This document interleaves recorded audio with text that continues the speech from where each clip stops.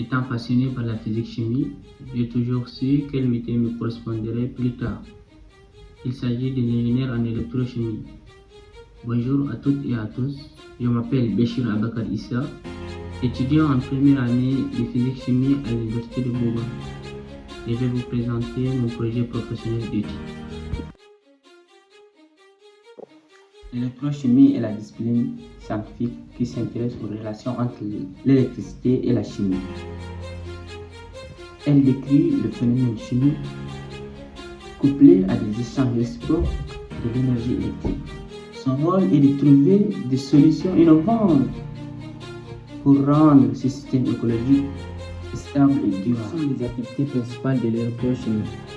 Nous avons recherche et innovation dans le domaine des batteries, analyse physico-chimique des matériaux et des produits, analyse et développement des solutions pour le stockage et le transfert d'énergie, conception et développement des systèmes intégrant des fonctions interactives d'électricité et de chimie, gestion du cycle de vie du produit et de sa durabilité.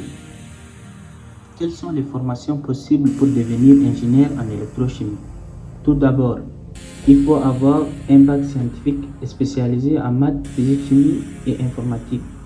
Par la suite, on peut intégrer une école de prépa en CPG, MP, MPCSI et passer le concours d'entrée en école d'ingénieur.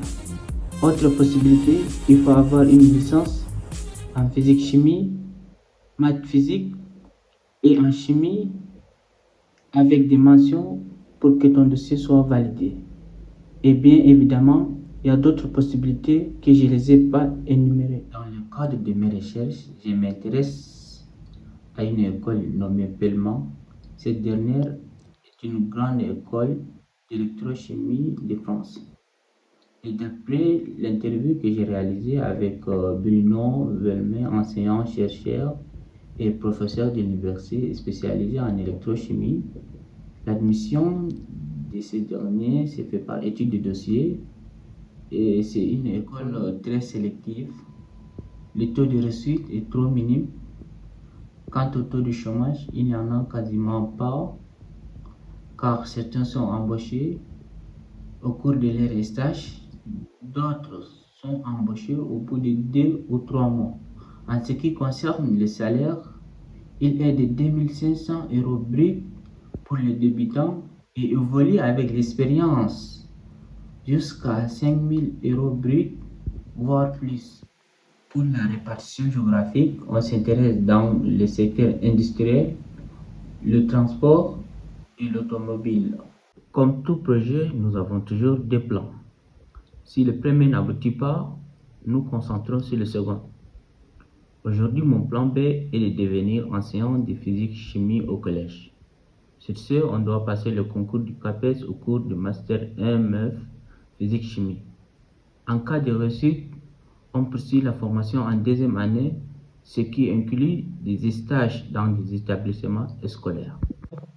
Beaucoup d'étudiants ne savent pas quel métier ils souhaitent exercer après leurs études supérieures. C'était mon cas.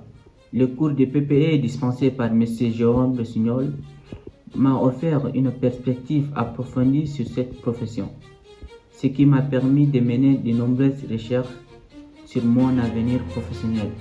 Mes remerciements aux professionnels qui m'ont permis de les interviewer et à M. Jérôme Rossignol pour ce projet.